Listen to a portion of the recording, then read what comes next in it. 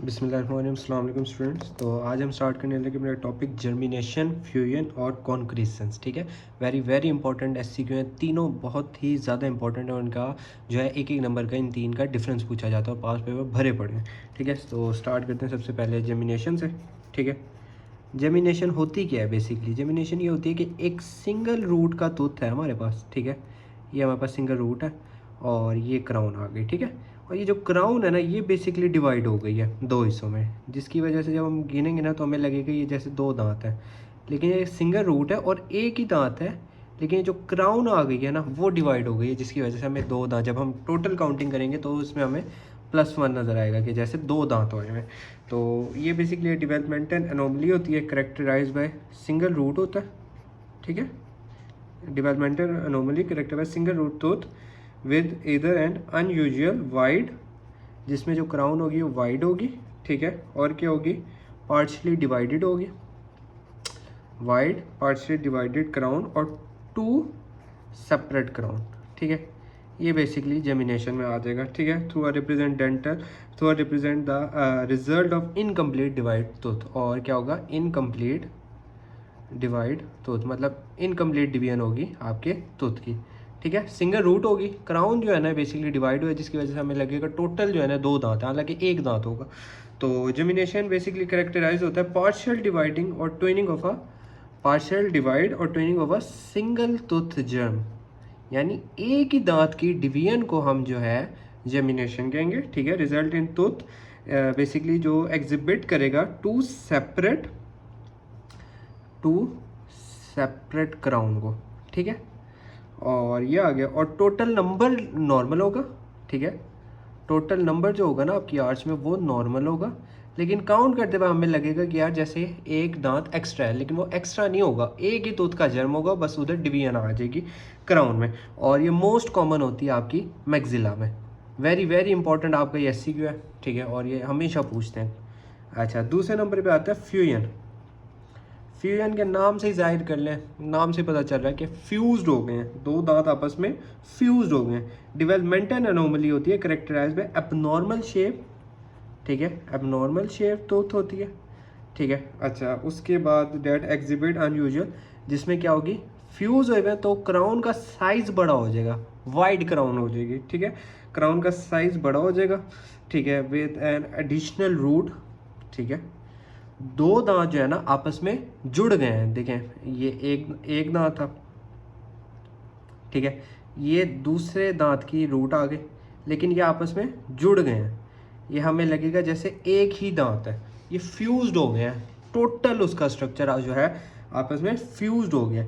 अगर तो ये फ्यूजन हो गई बिफोर कैल्सिफिकेशन से, ठीक है, कैल्सिफिकेशन से पहले हो गई, तो ऑल स्ट्रक्चर, ठीक है, ऑल कैल्सिफिकेशन स्ट्रक्चर जो है इन्वॉल्व होंगे, यानी ऑल स्ट्रक्चर, यानी आपकी enamel, dentin, pulp, each and everything fuse हो गए। लेकिन ये अगर आफ्टर कैल्सिफिकेशन के टाइम जो है फ्यूजन हुई, तो क्या नाम है, ओनली जस्ट रूट्स इन्वॉल्व होंगी उसमें। ठीक है, ये एमसीक्यूज के लिए आपने देखना है। ठीक है, अच्छा, ये हो गया। और फ्यूजन बेसिकली अगर डिफाइन करूँ तो यूनियन ऑफ, फ्यूजन क्या होता है?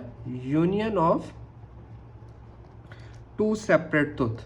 ठीक है, दो सेपरेट दांतों का आपस में यूनियन हो जाना, फ्यूज्ड हो जाना, उसको कहते हैं फ्यूजन कहते हैं। ठीक है, और बेसिकली मिनिमल क्राइटेरिया जो होता है फ्यूजन का, teeth in question exhibit confluent dentin, यानी सेम डेंटिन हो, तो उसको हम कहेंगे फ्यूजन हुई है। ठीक है, और जब हम गिनेंगे ना तो इसमें हमें one less teeth in counting, उसमें वन मोर टीथ था, इसमें -1 आएगा। ठीक है, ये एमसीक्यूज में आते हैं कि एडिशनल टूथ हमें किस में नज़र आता है? जेमिनेशन में। और मिनिमम टूथ हमें किस में नज़र आता है? लेस टूथ हमें नज़र आता है फ्यूजन में, क्योंकि वो फ्यूज्ड हो गया आपस में। ठीक है, और फ्यूजन वन लेस टीथ, और मोस्ट कॉमनली ऑकर होता है मैंडिबल में। जेमिनेशन किस तरह थी?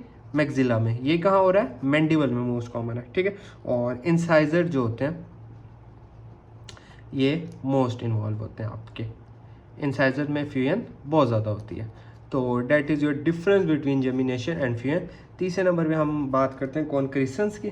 ठीक है, कॉन्क्रीशन ये वेरी वेरी इंपॉर्टेंट आपका जो है एससीक्यू में आता है, वेरी वेरी इंपॉर्टेंट आपका एससीक्यू में आता है। ठीक है, इन तीनों का डिफरेंस।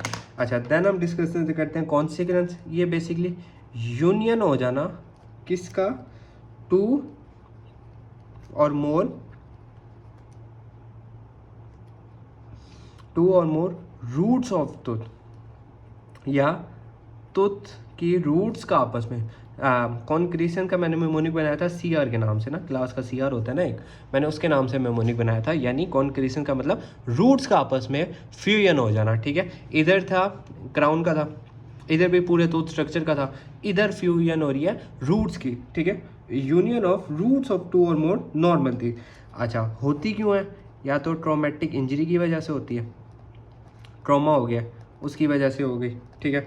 और इंटरसेप्टल बोन लॉस की वजह से होती है, इंटरसेप्टर बोन लॉस की वजह से हो सकता है, ठीक है। और मोस्ट कॉमन होता है ये आपका मैक्सिलरी सेकंड मोलर या अनइरप्टेड थर्ड मोलर, इधर मोस्ट कॉमन आपकी कॉन्क्रीशंस होती है। कॉन्क्रीशंस मतलब यूनियन ऑफ रूट्स, ठीक है। अच्छा, देन फिर हमारा एक टॉपिक आता है हाइपर सीमेंटोसिस, ठीक है, हाइपर सीमेंटोसिस। अच्छा, हमने ना बेसिकली मेडिकल फील्ड में ना हमने उनके नाम से डिस्कस करना है कि कहना क्या चाह रहा है, कंडीशन क्या है। हाइपर पे अगर हम आए तो हाइपर का मतलब होता है इंक्रीज हो जाना, ठीक है। और सीमेंटोसिस यानी सीमेंटम का, और सीमेंटम होता क्या है आपकी रूट्स में होता है। तो रूट्स में जब सीमेंटम डिपॉजिट हो जाएगा यानी उसकी कंसंट्रेशन बढ़ जाएगी तो रूट्स में क्या होगा, उसका साइज बढ़ जाएगा, उसमें इन्फ्लेमेशन हो जाएगी, उसमें नेक्रोसिस हो जाएगी, ठीक है। अच्छा, हाइपर सीमेंटोसिस नॉन न्यूप्लास्टिक, हाइपर सीमेंटोसिस क्या होती है? Non neoplastic deposition of excessive cementum, ठीक है, non neoplastic deposition of excessive cementum in continuous with normal radicular in continuous with normal radicular cementum, ठीक है। रेडिकुलर सीमेंटम के साथ, रेडिकुलर मतलब रूट्स की सीमेंटम के साथ एक्सेस डिपोजिशन हो जाना सीमेंटम की, उसको हाइपर सीमेंटोसिस कहेंगे, ठीक है। और सीमेंटोब्लास्टोमा, ये आगे ओडोंटोजेनिक ट्यूमर में के चैप्टर में हम इसको डिटेल डिस्कस करेंगे इंशाल्लाह। सीमेंटोब्लास्टोमा बेसिकली सीमेंटम में सार्कोमा हो जाना, ठीक है, ट्यूमर हो जाना। अच्छा, सीमेंटोब्लास्टोमा इसे डिस्टिंग्विश करते हैं हाइपर सीमेंटोसिस से on basis of their pain, ठीक है, expansion, pain expansion and continued enlargement, ठीक है। पेन एक्सपेंशन और कॉन्टिन्यूड इनलार्जमेंट से जो है हम इसको डिस्टिंग्विश करते हैं सीमेंटोब्लास्टोमा से, ठीक है। अब एपिकल पोर्शन जो होता है रूट्स का, अब हम क्लिनिकल पे आते हैं। तो क्लिनिकल पे हमें क्या पता चलेगा, जो एपिकल पोर्शन होता है रूट्स का, ठीक है, वो बेसिकली लार्ज डायमीटर होगा देन कोरोनल से, ठीक है। कोरोनल पोर्शन से एपिकल पोर्शन लार्ज डायमीटर में होगा और रिजल्ट करेगा जी बल्बस यानी खुदखुदा सा बल्बस और pear shape root, pear shape यानी मटर के दाने की तरह की रूट का, खुदी और मटर के दाने की रूट्स की। और फैक्टर्स की अगर हम बात करें, फैक्टर कौन कौन से इन्वॉल्व होंगे? एबनॉर्मल ऑक्लूजन हो सकती है, ठीक है, सीमेंटम एक्सेस डिपॉजिट है। एडजेसेंट इन्फ्लामेशन हो सकती है, ठीक है। अच्छा, उसके बाद अनअपोज टीथ यानी जो इन्वॉल्व नहीं है, ठीक है, जिस टूथ में नहीं है, जो नॉर्मल टूथ है वो इम्पैक्ट या वो हो जाएंगे, ठीक है। और सिस्टेमिक फैक्टर में अगर हम देखें, सिस्टेमिक फैक्टर कौन कौन से हैं इसके? सिस्टेमिक फैक्टर में एक्रोमेगेलिया आ जाएगी, ठीक है, आर्थराइटिस आ जाएगा, बोन की आर्थराइटिस बेसिकली बोन में जो इन्फ्लेमेशन होते हैं, कैल्सिनोसिस आ जाएगा और पेजेट डिजीज़, ठीक है।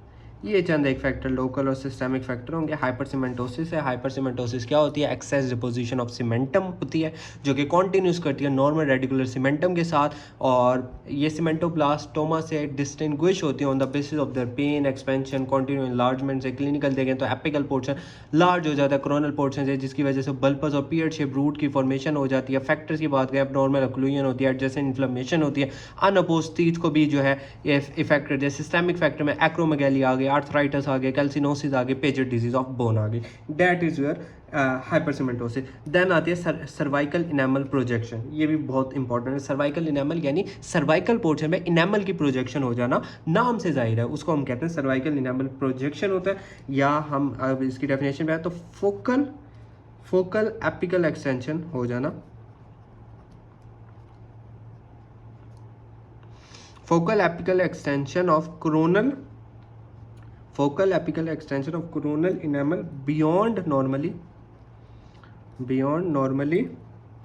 smooth cervical margin, ठीक है। स्मूथ सर्वाइकल मार्जिन से इनकी फोकल एपिकल एक्सटेंशन हो जाती है, ठीक है।